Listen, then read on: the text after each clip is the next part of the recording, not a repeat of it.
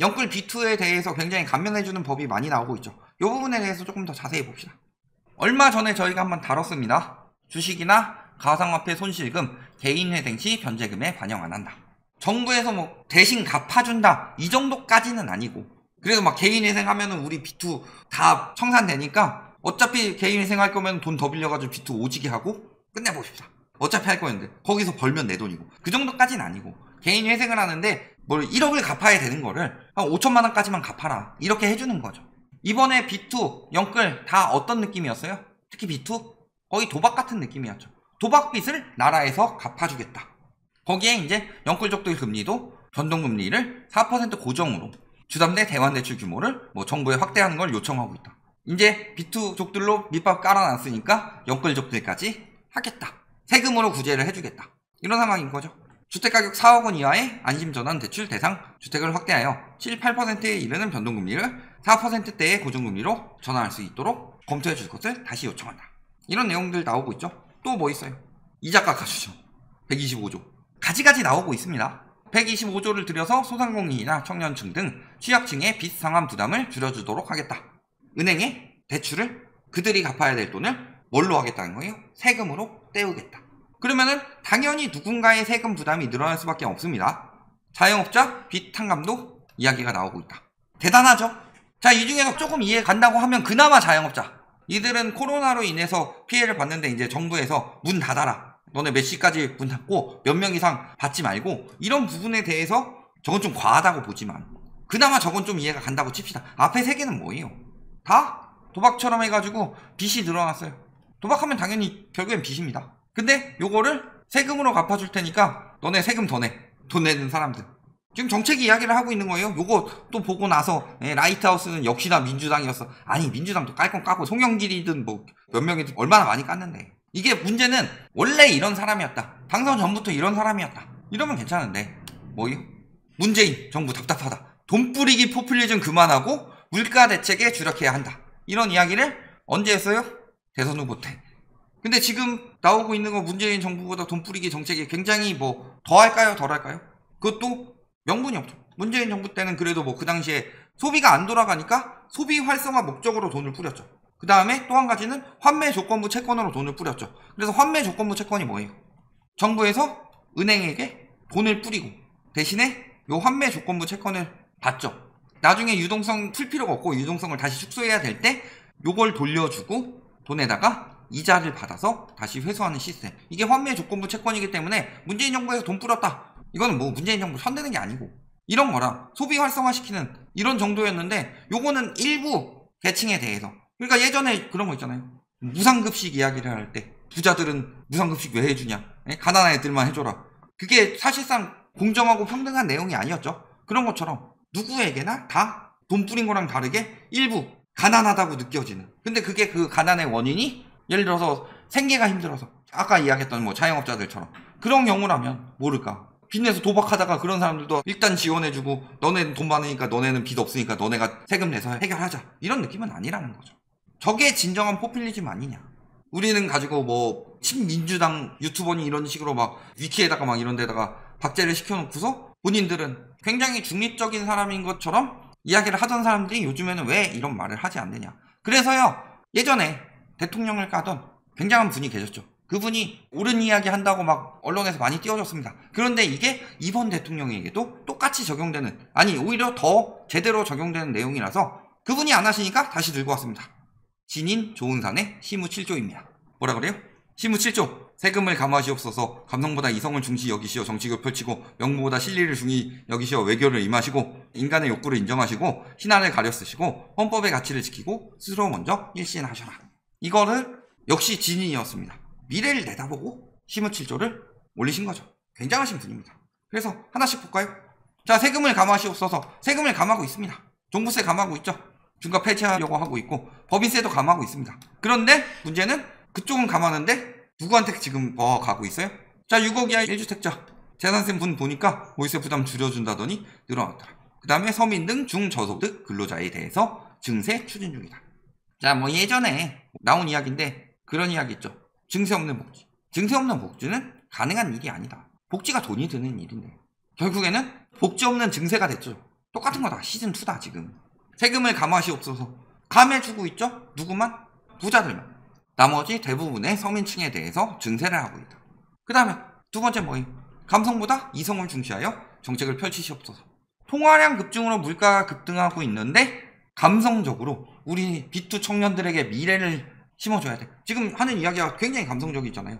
B2를 한 거는 자신의 선택이고 그것에 대해서 책임을 져야 될 때가 왔다 라고 이야기를 하면 뭐라 그래요? 아, 청년들의 미래까지 막을 필요가 있느냐, 청년들이 미래를 꿈꿀 수 있도록 해야 되지 않느냐, 그러면서 돈을 풀고 있어요. 굉장히 이성적이라면 지금 일단은 이거를 나중에 미래를 꿈꾸는 게 그냥 내가 빚 냈는데 갚느라고 죽겠으면은 해볼 만큼 해보고 도저히 안 되겠으면은 그때 도와주는 경우가 맞죠. 근데 빚 졌어? 되게 앞으로 살기 힘들어지지. 지금 갚아주고. 이건 감성적인 거죠. 그런 건 뭐 부모나 해주는 거지. 이성은 뭐예요? 지금 물가를 억제해야죠. 물가를 억제하고 청년층의 미래요? 그거는요, 경제가 잘 돌아가면 된다. 청년층의 미래가 안 되는 이유가 뭐예요? 물가는 올라가고 집값은 올라가는데 임금이 안 올라가고 그런 경제 상황이 문제인 거지 왜 이걸 돈 지원해주면서 감정적으로 해결을 하느냐. 감성보다 이성을 중시 여기셔야 되죠. 그 다음에 명분보다 실리, 뭐 이건 말할 것도 없습니다. 나토. 지금 우리나라가 친미냐 친중이냐 어느 쪽으로 가야 되냐, 그건 누구의 의견인지에 따라 다를 수 있겠지만 뭐 저희도 예전에 그래도 친중보단 친미가 낫다 이런 말씀도 드렸지만 문제는 중국을 배척하면 되느냐. 근데 우리나라가 나토에 가서 얻을 게 뭐가 있어요? 근데 잃을 건 있죠. 중국의 적개심. 물론 중국 싫습니다. 말도 안 되는 소리 하잖아요. 뭐 요즘은 맨날 뭐 김치 지네 거라고 하는데 몇 년 전에 사드 배치할 때는 김치 불매 운동을 했어요. 이런 식으로 앞뒤가 안 맞는 놈들이 중거들이다. 물론 그건 그거대로고 사리 분별을 해야죠. 이것도 똑같이 아까 이번에 감성보다 이성을 중시해서 중국이 우리나라 최대 수출국인데 세계 정세에서 중국에 붙어먹는 건 아니다 치더라도 적당히 거리는 두더라도 팔아야 될 거 아니에요. 명분은 물론 미국한테 있죠. 중국에 뭐 나쁜 짓 많이 하고 다니니까. 그런다고 우리나라가 거기 붙어가지고 아 나는 명분이 괜찮아. 나라를 운영하는 상황에서는 이러면 안 되는 거죠. 그 다음에 인간의 욕구를 인정하시옵소서. 인간의 욕구. 주식 가상화폐 뭐 손실금 뭐 회생집 반환 안 하고 뭐 대출 완화해주고 이게 뭐 인간의 욕구를 인정한 건가요? 인간의 욕구는요, 저런 이야기를 하는 인간들이 꼭 생각하는 인간의 욕구가 뭐냐? 내가 부자가 되고 싶은 거? 돈 많이 벌고 싶은 거? 이쪽의 욕구는 그렇겠죠? 반대쪽은요? 이쪽의 욕구도 생각을 해줘야죠. 내가 돈을 열심히 벌었는데 옆에서 뺏어가. 죽겠다고. 인간의 욕구에서 개미와 배짱이에서 개미가 왜 열심히 일할게요? 미래를 대비하고 성실하게 산 거잖아요. 근데 배짱이가 띵까띵까 놀면서 나는 부자 됐다, 배짱을 부릴 수 있는 배짱이 있지 이러고 있으면은 맨날 개미 넌 열심히 일해도 평생 벼락 거지 이러고 놀고 있어요. 그래야 지금 겨울이 와서 배짱이가 죽게 생겼어. 개미가 모아둔 거 뺏어다가 배짱이 도와줘라 하고 있는 거잖아요. 왜 인간의 욕구를 이쪽만 인정하고 이쪽을 생각하지 않느냐. 5번 뭐 신화에 가려 쓰시옵소서. 이건 뭐 말할 것도 없죠. 아는 분들은 다 알 테고. 이 사람 결국엔 알아서 나갔다고 하지만 앞에서 1인 시위하고 있는 사람 누나죠? 이런 사람들 지금 계속 인사 논란에 대해서는 계속 이야기가 나오고 있습니다. 문제는 이런 것도 이런 거지만 요게 문제죠. 금융감독원은 금융업계에서 일해서 경험을 많이 쌓은 사람을 해야지. 혹은 다른 일을 하더라도 그쪽에 대해서 계속 경험이 있고 뭐 지식이 있는 사람 써야지. 갑자기 검사인 출신 인사를 막 여기저기다 다 박아놓으면 되냐. 6번 헌법. 헌법은 안 어겼겠지. 자, 헌법에 보면은 40조 66조 4항 그리고 101조 1항에 행정권은 정부에게, 입법권은 국회에게, 사법권은 법원에게. 자, 그러면은 우리가 수사를 하고요, 그 사람을 뭐 체포를 하고 어디로 가야 돼요? 이건 사법이죠. 그러니까 사법권에서 경찰이 있고 검찰이 있는데 이쪽에는 보통 기소, 이쪽에 수사권을 세계적으로는 이렇게 주는데 우리나라에는 여기에 지금 기소 수사가 다 들어가 있고 여기에 없으니까 넘기자 이거 하는 거잖아요. 그럼 사법에 남아야 되는데 요거를 어디다 넣어요? 행안부에. 결국에는 행정에서 사법권을 쥐겠다 이거 아니에요. 근데 원래는 검사 출신 인사들이 있고 그렇다는 거는 검찰총장 출신이니까 그런 건데, 그래서 권력도 쥐고 저쪽 권력도 쥐고 이게 거의 군사정권식으로 흘러가고 있지 않냐. 군사정권에서 검사정권으로 바뀐 것 뿐이죠. 이거 지금 뭐 이런 식으로 이야기한다고 해서 또 뭐 민주당 편드네 또 이딴 이야기 할라. 잘못된 걸 이야기하는 거예요. 이렇게 독재가 어디 있었냐. 일신 하시옵소서. 일신 뭐예요? 매일 변해라. 하나라도 변해라. 이런 느낌이죠. 그래서 맨날 전 정부 탓하면서 그렇게 까더니 이번 정부도 변하는 거 없이 똑같더라. 그러니까 모든 정책들이 이렇게 흘러가고 있다. 공정과 상식이 통하는 세상입니다. 노동가치가 존중받는 나라를 만들겠다고 하셨죠? 노동가치가 존중을 받으려면요, B2 영끌을 도와주면 안 된다. B2 영끌은 불로소득. 나쁘게 말하면 불로소득, 좋게 말하면 자본소득이죠. 그럼 노동가치는요? 노동가치는 근로소득에서 나오죠. 노동 가치가 존중받는 나라를 만들겠다 했는데 이거 노려서 피해 본 사람들을 왜 근로소득 버는 사람들이 세금으로 메꿔줘야 되냐.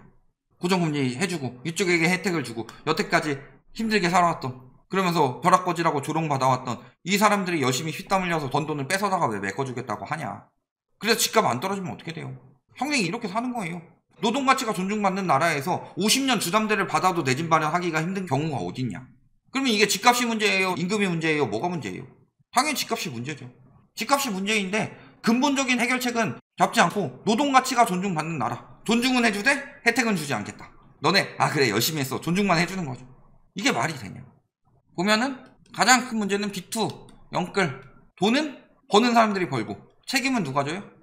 책임은 전 국민에게 넘기고 있다. 이게 자산 붕괴를 막으려고. 근데 자산 붕괴를 막아야 되는 상황이냐. 부동산 집값이 정상적인데 붕괴가 되면 이건 분명히 문제가 있습니다. 그런데 정상적이지 않은 상황이죠. 거품이 잔뜩 껴서 몇 명이 그냥 거래량 몇 개 되지도 않는 거 가지고 가격만 쭉 올려서 막 2배 막 이렇게 올려놨어요. 그럼 거품이죠. 그러면은 이 거품이 붕괴가 되지 않으면은 내 집 마련을 할 수 있는 기회가 없다. 돈을 벌어서. 주식을 해서 돈 벌면 돼요. 주식을 해서 돈 버는 거 100명 중에 얼마나 나올 거예요? 돈 많이 가진 사람들이 배팅하면은 파도처럼 밀려나가는 게 개미들인데 코인도 마찬가지고. 그래서 자본주의 시대에서는 돈이 돈을 벌어야 되고 이거 다 거짓말이에요. 자본주의 시대에서 돈이 돈을 벌도록만 만들면 그 자본주의가 문제가 생겼기 때문에 나온 게 수정 자본주의다. 그리고 그 자본주의의 문제점에 대해서는 자본주의의 이론을 말하는 사람들도 돈이 일하게 만들어야 된다. 그 돈을 써서 노동을 하게 만들어서 돈을 벌라는 거지 돈 가지고 뻥튀기 시켜서 이런 식으로 왜곡해서 말하는 건 말이 안 된다. 그런데 지금 뭐 하고 있어요? 붕괴되면 경제가 힘들어지니까 붕괴를 막아보자 이러고 있는 거예요. 그걸 누구 돈으로? 전 국민에게 돌려서. 근데 잘 생각해보세요. 지금 어떤 상황이에요? 뇌종양에 걸렸어요. 맨날 두통이 생겨요. 그러면 수술을 해야지. 근데 지금 뭐 하고 있는 거예요? 뇌종양에 걸렸으니까 나오는 정책들이 다 미봉책이다. 영끌 터지게 생겼네? 이자 낮춰주고. 비투 터지게 생겼네? 회생할 때 탕감해주고. 그거 돈 해가지고 돈 풀어주고. 해결이 돼요? 경제가 굉장히 부실해지죠. 나라 훅 간다.